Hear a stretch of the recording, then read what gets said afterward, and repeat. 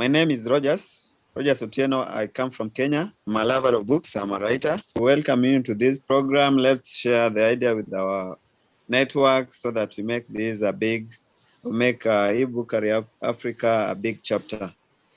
I want to welcome Mr. Anil. You'll take us through the introduction. I don't know, we do introduction, then we invite Kamille. Is it okay? It is perfectly all right. Okay. Thank you, Roger, sir. Very good evening. I'm from Dubai. Thank you, Captain, for joining us. We have some 9 people on board today. As we are about to start our program, let me talk a few things about e-Bookery. e-Bookery is an international book club.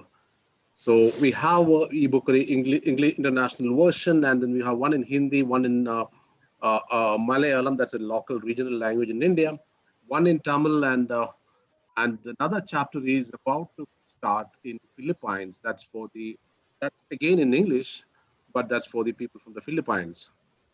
And thank you, Kamille. Kamille is a great person to work with. She's a veteran and co-founder of Ignited Minds, the honor of Aspire to Grow Higher LLC, a training and consulting business. She's a co-author of a book titled Empowering Our Girls. And she's a John Maxwell certified speaker, trainer, and coach certified in the Maxwell method of DISC, as well as certified 4 lenses personality facilitator. Also, Kamille is a co-host of a popular podcast on resilience titled Sanity Check, which can be found on all major podcast stations, Amazon Fire and Apple TV under the Lions Pride Network. And she's going to unfold a beautiful book today, and that's David Goggins is one of my favorite writers. His childhood was a terrible poverty, prejudice, and physical abuse colored his days and haunted his nights. But through self-discipline, mental toughness, and hard work, Goggins transformed himself from a depressed, overweight young man with no future into a U.S. Marine. Made it into an armed forces icon and one of the world's top endurance athletes. The only man in history to complete elite training as a Navy SEAL, Army Ranger, and Air Force Tactical Air Controller. He went on to set his records in numerous endurance events, inspiring Outside magazine to name him the fittest real man in America. I leave it to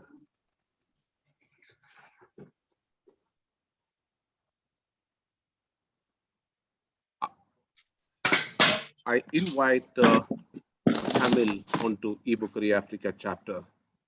Kamille, please go ahead. Hi, welcome everyone. Good morning here. It's 8 o'clock in the morning here. I know it's probably in the afternoon, evening where you all are, but I just want to say thank you for having me on. It is my absolute pleasure. David Goggins, he's one of Goggins. Look at me. It's 8 o'clock in the morning. My mouth doesn't want to work. Okay. But he's one of my favorite authors as well. Just an all around crazy human being, right? So I chose this book because one, I just retired from the Air Force after 25 years of service. So April 1st was my official retirement. I came from a military background. So, this is kind of my life. I have a bonus son who is, thank you so much. I have a bonus son who is in the security forces field, but he's also doing the Ranger School and he's applying for TACP now. And then my ex-husband was an Army Special Forces and Ranger. So all of his story is really dear and near to my heart, as well as his upbringing. So I'm just going to I know most of you have read it, give you a little recap, and then give you some of the nuggets that I got from the book. All right. Maybe not necessarily how he puts it out there, but in reading it, how it applies to me. So as Thomas said, he is considered one of the toughest men in the world, or humans, or whatever, is the only U.S. veteran to complete 3 of the 4 major special forces in the armed forces. So like you said, a tactical, we call them TACPs, also the Navy SEAL, and then Army Ranger School. Not only did he do it once, once through TAC P, but the Navy SEAL school is considered like the hardest um, special forces in the armed forces. And he had to go through training Hell Week 3 times, despite, cracked shins, fractured shins, despite kidney failure, despite almost dying a couple of times, because he just kept going. He kept going. It was something that he was driven to do. So I'm going to go back a little bit, his childhood, which unfortunately, some of those things I can really relate to. By the time he was 6 years old, he had already experienced domestic violence in his home. He was lacking education, had learning disabilities.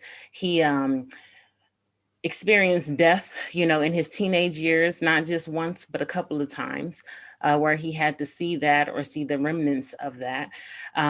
He experienced racism and poverty, having to move from place to place, having to be someone that he thought he had to be, where he thought he had to fit in.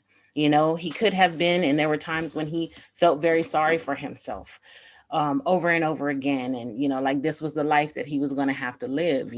6 years old, he's working in a skating ring, sleeping in a skating ring, trying to get a little bit of school. But his father, who was also abusive, didn't value that for him, and his mother. And so he had so many challenges growing up. Then when he became a teenager, he was introduced to a pararescue man. Heard his story and everything like that, went to JTAC, something that he might wanted to do. And things didn't quite turn out the way that he wanted them to. And then he went into this cycle again of feeling sorry for himself and everything. And then finally, again, seeing a Discovery Channel. I love Discovery Channel. I don't know about you guys, but I love Discovery Channel. But seeing a program there that introduced him to, this service, he said, you know what, it's something that I want to do. And so he decided to get himself together, looked in the mirror, didn't see what he liked, looked back at him and said, this isn't what I want to be. This isn't who I am. And I think that a lot of us have those moments in our lives where, despite whatever's going on, even for me, growing up in the household, there was abuse there. We lived in poverty, moving from place to place. Because of the abuse, I was back and forth between my mother and father, having to leave my siblings. I ended up having to move. My family was in California, my mother, father, and siblings. And I moved all the way to Georgia to be with my grandmother because of the situation there. Had to work on my own, pay my own rent, had to, at a point, trying to go to school still and make a life of myself. And it was one day that I said, I can't do this. This is not who I want to be. Despite everything, I was like, I have to find something better. And so the Air Force was presented to me. Actually, it was a way to get out of class. But, they said, hey, do you want to take the ASVAB? And I said, well, what's that? And then they said, well, it's the Armed Services vocational battery test. And I was like, what does that mean? And they said, well, you'll be out of class for 3 hours. And I said, you know what, I'm all in. But it was the one decision that changed my life.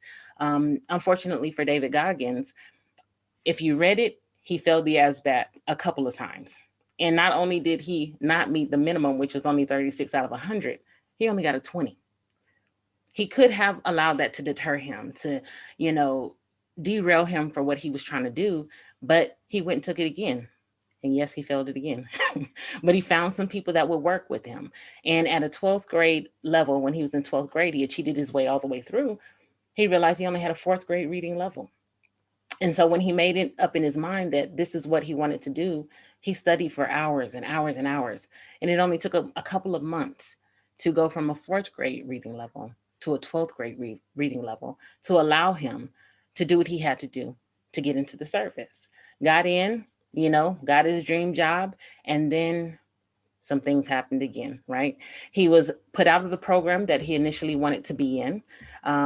They found out that he has sickle cell, the trait, not the actual disease, because in the armed forces, if you have the disease, you're no longer qualified for service.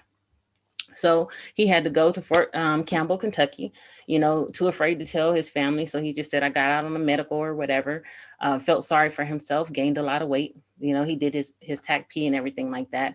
And then he got out after 4 years. came back doing mediocre jobs, being a pest control and things like that. And then one day again, he woke up and said, this is not who I want to be. I want to try this thing again. And so that started his journey on, becoming a Navy SEAL, going through BUDS training 3 times. And then, he had that drive in him, and he talks about his drive all the time.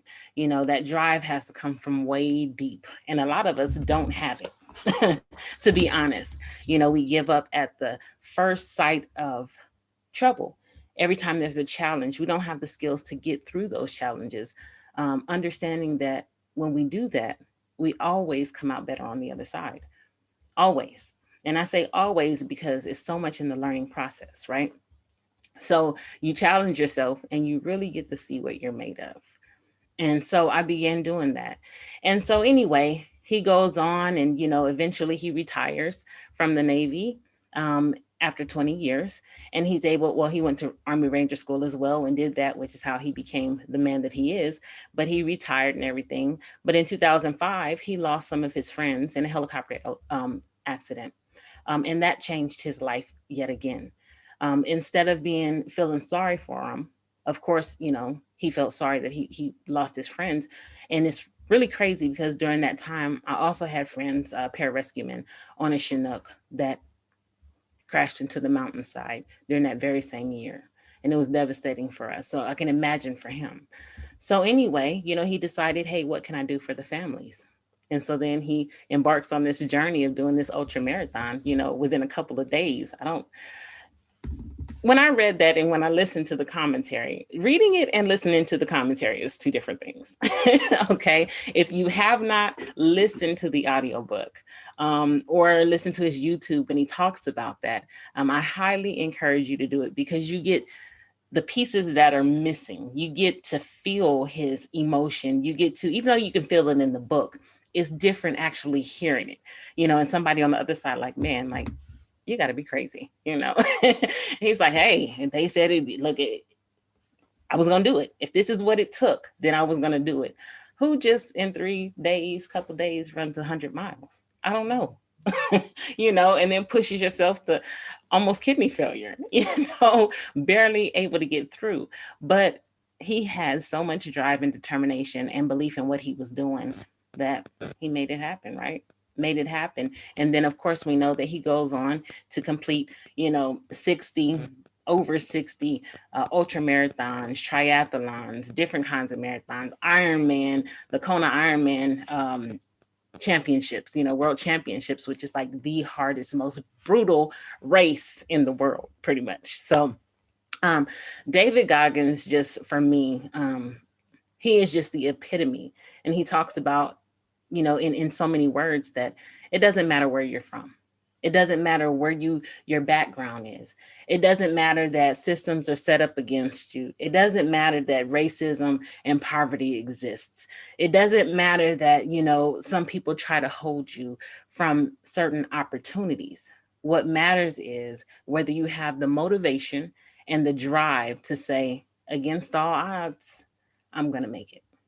And that is a very personal choice, because when you say things like that, that means you understand that you're signing up for pain, to get your feelings hurt, to be rejected over and over, for failure, which I like failure. I've learned to embrace failure because, again, there's so much in the learning process for me. But a lot of people, when they don't think that through, again, at the first sight of challenge, they give up. But when you say against all odds, that means against all odds. And sometimes that means getting over yourself, because we are often our biggest enemy in that. We say, oh, I can't do this. This is not. All the things that people told us came flooding back, and he could have allowed that to derail him, but he did not. And as you see today, he is a prolific speaker, motivational speaker. And I'll tell you about the 40% rule, which I love. So years ago, I had heard about this 40% rule. I think I was deployed. I might've been deployed at the time. And so my job at the time, I'm taking care of my troops and making sure the aircraft, I do aircraft maintenance. So making sure we're taken care of. So I had very little time. We already worked 12, 14 hours a day. So I had little time to myself because I was also teaching and things like that. And so I looked in the mirror one day and I was like, I don't like what I see. I want to get back out there and get in shape. So I started running. And I just I was flipping through, I want to say it was Facebook or something. And I read the 40% rule. And I didn't know who penned it or anything like that. But, later on down the line, I realized that after David Goggins did a lot of research, that he's the one that came up with that rule. And it says that when you feel like quitting, you're only 40%, you've only exhausted 40% of your actual capacity. That means you have 60% more in you. And so I was running and I remember I was tired and I wanted to give up. And that thing kept resonating in my mind. You have 60% more. Are you going to quit now? And so then I got from, running 3 blocks to 3 miles, and so then things happened. I came back home and, you kind of get off track. And then I looked in the mirror one day again and I said, I don't like what I see. So I went on this run. I don't know what possessed me to do with this thing, but my driveway is kind of up a hill. So by the time I got to up at the top of the hill, I was done. I was like, I still have like a mile to go. I had only went maybe a 10th of a mile. My goal was like to do a mile that day. But all I kept saying was a 40% rule and put one foot in front of the other. I mean, I couldn't breathe. My breathing was off. My shins were burning, hurting, like everything was going crazy. And I was just like, what is wrong? There's no rhythm here. The next thing I know, I was like, just put one foot in front of another. You still have 60% more. You just started and you're already done. Are you going to quit now? And that thing kept resonating with me. And so next thing I know, I looked up, like my breathing had regulated. I looked up and I was like, oh my goodness. It was the first time that I had ever seen my neighborhood. I had lived there for over 2 years. And it was the first time that I actually opened my eyes and saw my neighborhood. And it was because I was so determined that I just, in my mind, I had the motivation and drive to get at least a mile, just a mile, which is nothing.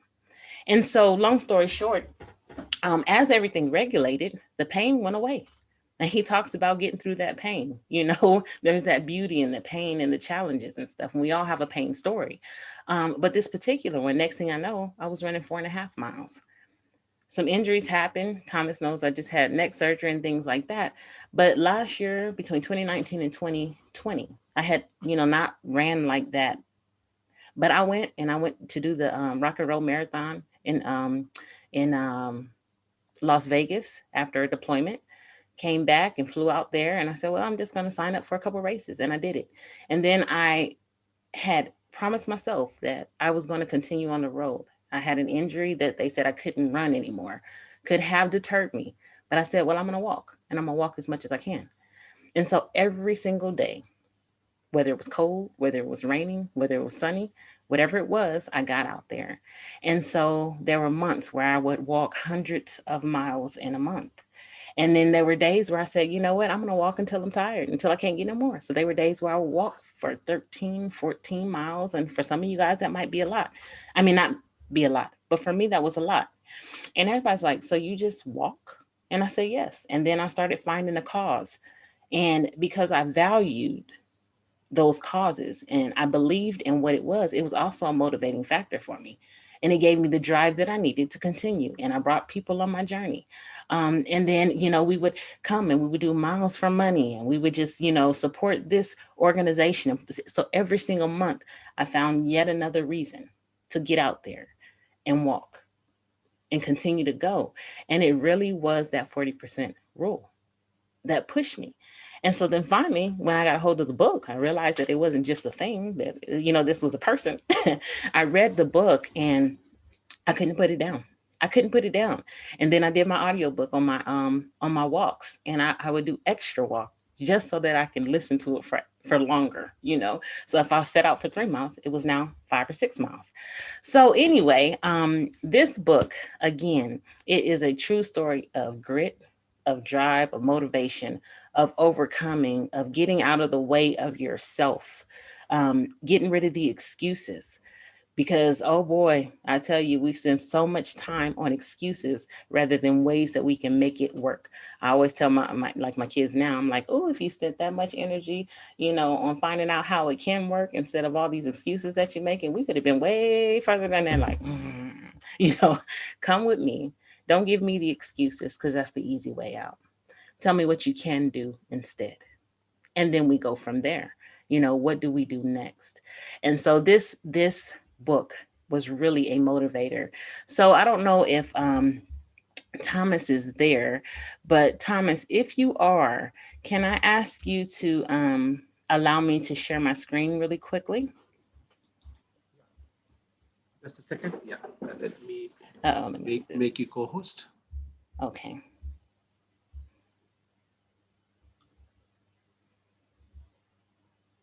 Did you make me the co-host yet? Yeah, done. Okay. Share my screen now. All right. So this is, it went all the way to the back, but this is a little thing I put together for you guys. And this is just kind of my visual and some of the lessons, like I said, that, I learned throughout his story. May not be the way that he says them. I use his quotes, but this is what I get out of them. So, of course, I put all of the services there, his Ironman World Championship, the San Diego Endurance Run, his ultra medals and things like that. And then he also, went on to win the Guinness Book of World Records for the most push-ups, 4,000 and something in, a short amount of time, some hours. So I can't do 4. Okay, that's one of the things I cannot do. I can't even do 4 pull-ups, but it's okay. Every now and then I work on it, but I'll just get beating the pavement, keep walking. That's my thing. He keeps doing other stuff. So anyway, let me see, it didn't want to go. So this right here, Against All Odds, I just kind of listed some of the things that, happened to him. Most of them in chronological order, but others, he had an abusive father. I say he was, a victim of child labor, 6 years old. There's no way he should have been working the way that he was and doing the things that he was doing. He overcame learning disabilities, ADHD, domestic violence, abuse. He went from a riches to a rags story in a sense, even though his mother never saw the fruits of her father or of her labor. They lived in a well-to-do neighborhood for the most part. They had things. So he went from riches to rags. He experienced racism, stress, childhood trauma, PTSD, his mom left, death a couple of times. He self-sabotaged over and over because of all the things that he felt about himself based on what happened to his life. He was cut from the basketball team, but then he went back. He failed the ASVAB twice, as we talked about. He had a 4th grade education in the 12th grade, but then he overcame all that stuff to be enlisted in the Air Force, got his dream job, found out he had the sickle cell trait, and then he had to get discharged from that program. Ended up getting a new job, did that for the time, put on a lot of weight, did his time, got out, Air Force separation, and then he went on that downward spiral where he just really got out of control. And then he had a second chance. But that second chance came with a price, and that was you have to lose 106 pounds in 3 months. Who does that? Who does that? And not just who does that, because there are ways to do that the easy way, but he didn't take the easy way. He did it with all the grit and guts that he had, and he did it the right way. Now he did it. That's a little extreme. I wouldn't recommend that for people, but that's his story. So he talks about, what is your bad hand? And this is a quote from him. What are you dealing with? Are you getting bullied, abused? Did you ever feel insecure? Maybe your limiting factor is that you're growing up so supported and comfortable, you never push yourself. For how many of us, isn't that our story? A lot of times we get through life and things are just so easy.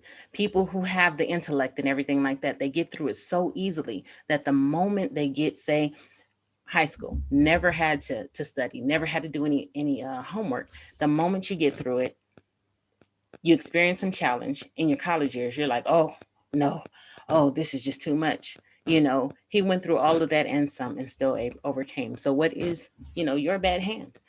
And is it that self-limiting belief because you've just been so comfortable? So here's some more lessons that I learned, and I'll go through them very quickly. So you are responsible for you.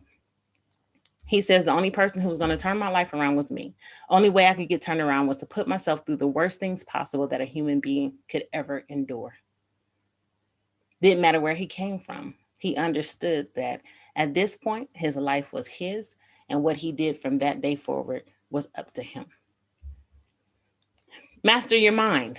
Only you can master your mind, which is what it takes to live a bold life filled with accomplishments most people consider beyond their capability. When you master your mind, you can get through pain, you can get through struggle, you can get through challenge. It's the drive, the motivation, and the drive to get through that will do that. You have to understand again that every choice you make, it comes with a consequence. You can choose though. Understand that there will be pain, there will be rejection, and all the things that I talked about before. But you can let it deter you, or you can use that as a motivating tool. In the Air Force, a lot of times I was the only African-American female in the position that I was in the majority of my units. And I would be dismissed a lot, you know, and I used to always tell them, they was, oh, well, she can't do, I can show you better than I can tell you. And they became my motivation to be the thing and the person and to do the things that they said I could not. It cost me some things. But in the end, it was worth it. It was worth it because I understood that my mindset, I had to be stronger than the average bear. I like Yogi Bear too. The comfort zone. He talks about our comfort zone. It also equals the death zone. That's what I say. You know, comfort zone is where dreams go to die. They talk about the cemetery, not David Goggins, but you know, you might have heard the stories like the cemetery. It is the richest place in the earth. You know, there lies all everyone's dreams, talents, gifts, and everything like that. When people were staying in their comfort zone, all the gifts that they were given were taken to the grave with them because they were scared to step out of their comfort zone and to become great. So he says you're in danger of living a life so comfortable and soft that you will die without ever realizing your true potential. That has been my constant, you know, prayer, whatever, that please don't let me go to my deathbed and not be the person that I was created to be. To keep all of these gifts. A gift is no good if you don't give it away, right? You know, we have gifts for other people. What if you spent your money, your time, everything, you bought this great gift that you gave to somebody and they never opened it? They never opened it. And it could have been the one thing that would have changed their life. What a waste. What a waste of your money, your time, and everything else. And so my goal is to be a good steward of the gifts and talents that were given to me. And when I go, I want to go empty, which means I want to have poured out everything that I could because I want to realize my true potential. So, sorry about this. Hold on. For some reason, this doesn't want to move. So if you want to stand out from the rest, if you want to get better, do the things that no one else wants to do. Do the things that no one is even thinking about. All right. You have to be able to set yourself apart. If you're looking to, you know, promote or to get a better job or something like that, what are you doing that no one else is doing? What are you willing to give up to go up, as John Maxwell says? You know, I don't want the same, everybody, you know, be the same 10 people. No, I want the one person who is willing to do the things that no one else is willing to do. My daughter and I just had a conversation. She wanted to be a band leader. There were some decisions made and she didn't agree with them. And I said, look, you don't even know who's going to be the band leader. I said, this is a test of your faith. I said, you said in your application, she's 16, by the way, that you wanted to be this band leader, you know, in your section. And I said, what you put on there was you had the ability to adapt, to be flexible, and to encourage and inspire your team members to get through those challenges, whether they like them or not. I said, this is a test of what you just said. I said, you can be like the other section leaders and you can complain about it. She's like, but I don't like it. I said, I understand that. I said, however, what we're looking for in leaders is someone who says, even though I don't like this. And I said, here's the thing, you guys are complaining before you've ever even tried it. This person has put in all this thought about these changes and you have completely knocked it off the table before you even tried it. And I was like, so if you want to break out, you have to do what something is, what nobody else has done. She was saying, well, we've always done it this way. Why is he changing it? Because he doesn't want to be status quo. If you guys are going to be grand champs this year, he has to do what no one else is doing. And it's going to take the cooperation of all of you. I said, and if you want to be the band leader, I said, this could be a test because he needs people who know how to follow. He needs the person who can say, you guys, yes, this sucks, but how can we make it the best possible? Even though we had 3 people last year and we had a few issues, now we have 12. And she was like, how does he expect all of us to be able to get it if 3 people couldn't get it? I said, he's preparing you for life. It won't be just 3 people around you. I said, when you go to band in college, you'll have 50 people in the section. And if you can't get it at 3, what makes you think you're going to get it at 12? He has to push you out of your comfort zone and challenge you to be able to do that. And he needs leaders who understands it's going to be uncomfortable. But to break out, you have to do what no one else is doing. The next one. Do you know what you are capable of? Do you? He says every day you're trying to find more of what you're capable of. And that's the big question. What are you capable of? Stop doing the things that you do every day. If you run every day, go swim. If you stay in your comfort zone, you'll never know what you're made of. So I put on the bottom, when was the last time you tried something new? I am constantly trying something new. People were like the other day, what don't you do? And I'm like, oh, I don't know. I have a lot of energy. So if somebody says they need something, I tried this, I wrote, I authored 2 books, but I was able to do ghostwriting and editing for another person. She called me and she asked me where she could find a ghostwriter. And I said, well, you can get on like Fiverr or something like that, And then all of a sudden she got kind of quiet. I was hoping that she would be on here, but she got kind of quiet and she says, well, how about you? And I said, oh, I've never done that before, And then she says, well, I really want you to do it. And I said, ooh, I got to pray about that. Hold on, like, give me a day. So I went back and it was yes. And the impact that book is having in her community has been amazing. And then I got this crazy idea, to build her a website because I knew that it was going somewhere. So I said, you're going to need a brand. You're going to need a website, And she was like, what is that? And I don't know what to do. And I was like, well, let me just do something. So I got in there and started tinkering. Mind you, I had never done it before.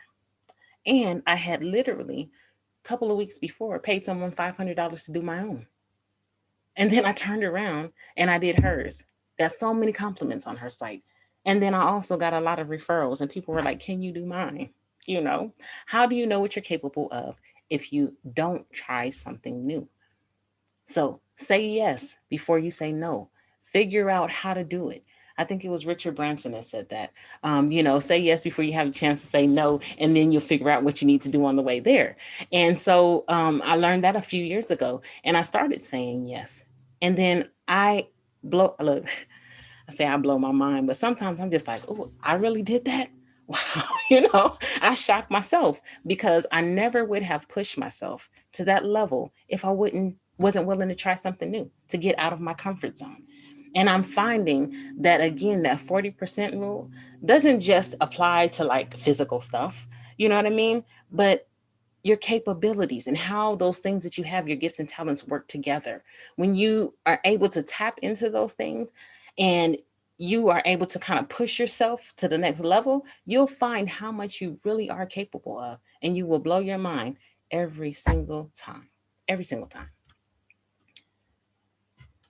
And then another one, very quickly, how hard are you fighting for your dreams?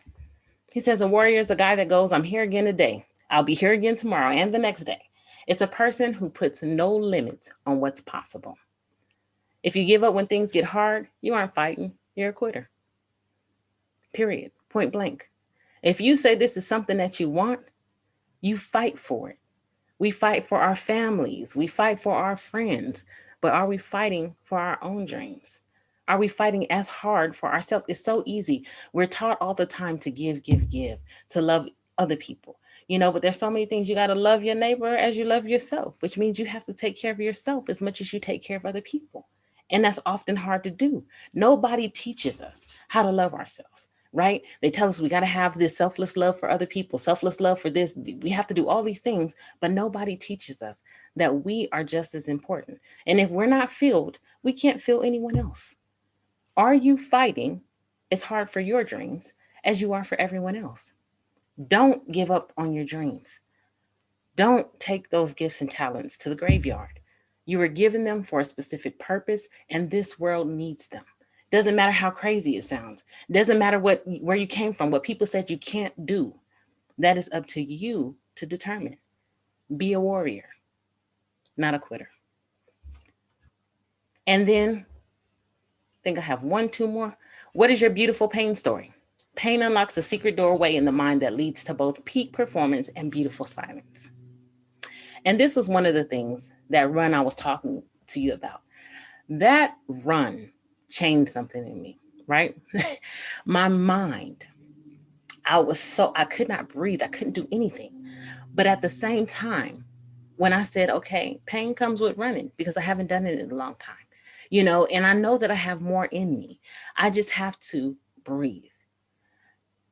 Again, I started running from there. I couldn't run 1/10 of a mile to 4.5 miles. And then, again, after injury, having to walk, but 13 miles, I never would have done that before, But in that moment, I was just present in the moment, seeing everything. And it was such a beautiful silence, just me out there in nature, knowing that pain, that breakthrough pain produced something so beautiful in me. Something so beautiful in me. And I also have pain stories of abuse, pain stories of, rejection, pain stories in the Air Force, racism, sexism, all of those things. But instead of letting that break me down, now let me go back now. I'm not saying it wasn't painful. Okay. That's not what I'm saying. It hurt. I felt betrayed. I felt sabotaged a lot of times. People were literally taking things that were mine to say that I never did them. Luckily for me, I learned very on that you always make copies of your stuff as well. You put them in your own file, so that was the thing that saved me. However, I'm able to use all of those pain experiences to help another person going through the same things. And even if it's not the exact same things, sometimes they're similar. I know the emotion. I know what hurt feels like and heartbreak and betrayal and all that kind of stuff. And this is what I chose to do with it. Instead of letting it hurt me, that's the fuel to help somebody else and to help myself. And then the last thing I have for you guys here is that 40% rule again. When your mind tells you it's quitting time, you're actually only 40% spent. He says, I don't stop when I'm tired. I stop when I'm done. I don't stop when I'm tired. I stop when I'm done. When I feel like I'm tired on those walks and I set out to do a 13-miler, I go that halfway there, that 6.5 miles. My car is 6.5 miles back, so I have to walk back. I decided that this is what I was going to do and nothing was going to derail me. Try it. Push yourself past your pain point and see how much you can actually do. So thank you guys so much. I appreciate it. I hope I didn't go overtime too much. And so I will turn it back over to you. And let me give you back the moderator rights. Or do you? I don't think I have them. Thank you so much, Kamille. This was an amazing review. Logically, living in a comfortable terrain is the safest thing to do. We all do that, comfort zone. That's what we call for. That's the safest thing to do, but you remain mediocre all through your life. It proves your body can handle anything if you let your mind. Let me hear from other people as well. Let me call Esther. Esther, you can unmute. Yeah. Thank you so much for calling me first, because I like everything inside of me is just shouting to come. I just want to say, wow. Like seriously, the moment I came onto this, I saw you, I was like, oh, there's a young lady like me, but damn, the moment you mentioned 25 years in the middle, I was like, no, this ain't a young lady here. And then you mentioned your children, like, okay, now it's getting more exciting. First of all, I comment on your looks. You're wonderful, you're pretty, you're energetic, and connecting from David Goggins' story. I'm a TV presenter, and one of my program, there was a time I used him as one of my key points to talk on my program, which is Possibilities with Esther. To have a program called Possibilities with Esther, then you will know that there's a story about Esther that connects with possibilities in life. So this is what I depict in. First of all, your story, hearing you talk, hearing you say it motivates me, it inspired me. Permits me to say it's even more than David Goggins, because David Goggins is someone I read from the book, is someone I hear his story, but hearing from you, there is so much connection, because I could hear from you directly. I could hear the feelings. I could imagine coming from a military house. I could imagine a mother, and you mentioned ex. So I could imagine a single mother. I could imagine changing a location to another location. All these things just coupled in. And I see Esther in between, because I'm also a single mother. I'm also from an abusive home. I have seen the fighting between two parents. I have changed. I left Nigeria to go to Turkey alone without knowing anybody, and the challenges we go through. So I just want to tell you that you inspired me, and I'm looking forward to read your own story. And also, I'm the founder of the Women Creativity and Innovation Project, which is under the World Creativity and Innovation Week, aiming to bring out the creativity of women after being abused, or whatever, irrespective of situation they go through, because I strongly believe that you cannot be able to innovate something, even to revive yourself, without having to imagine things from your mind to bring it into existence. So I'm so happy. I'm so excited to be part of this group. And thank you so much. That was a wonderful presentation. Thank you, Esther. What can I say? I'm very humbled, but thank you so much. That's why I do what I do. I've been through a lot in my life, but it did not stop me. It will not stop me. I'm going through creative innovation right now. It was a creative intelligence course. So I'm getting certified in that as well right now. So that's wonderful. The wonderful work that you're doing. Thank you for all of us. Thank you. Thank you so much. Thank you, Esther. Let me hand over to Roger sir. Roger sir, please take it over from me. Okay, thank you, Mr. Anil. Thank you, Kamille. That was a very awesome presentation. In fact, I looked back at myself and I realized I don't have David Goggins' book in my library. And I've made a promise that it's the next read. When I went through your bio, I was looking forward to this. I shared with my networks that this Saturday's meeting is gonna be hot because looking at your bio, it was so inspiring, so encouraging. And just like Esther said, I saw a young lady, but the wealth of the experience you have, it's really encouraging and awesome. From the just before we conclude, there is one. Hello? There is one some two lessons, critical lessons that I'm picking from David Goggins' life that I wish all of us should at least think through. There is nothing to shortcut, no shortcut to success. That is his life. It's about sheer hard work, taking the risks, and also pushing. It's about going past 40%. Just give your 100%.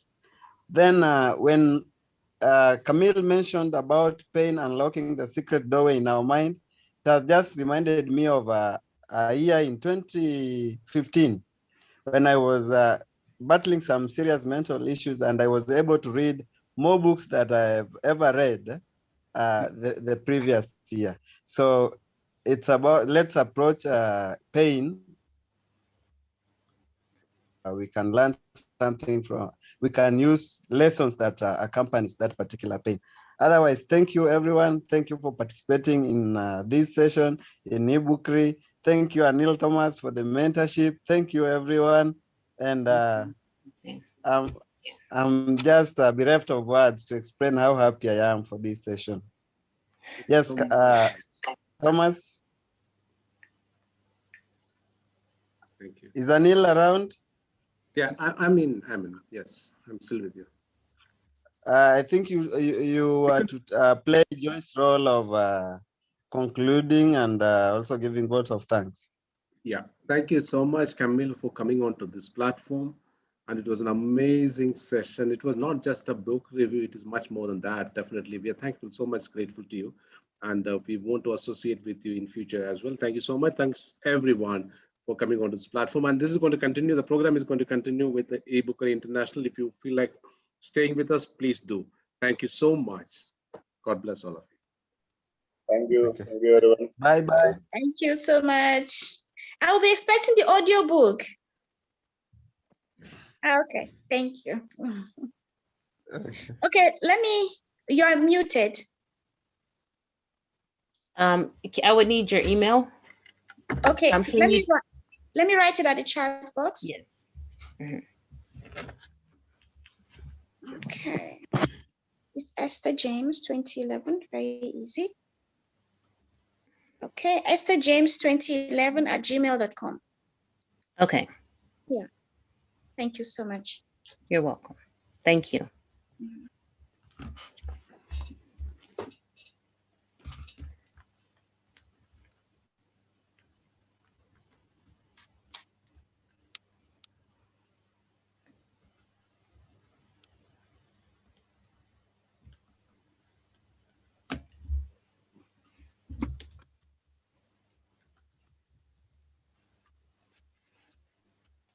Okay.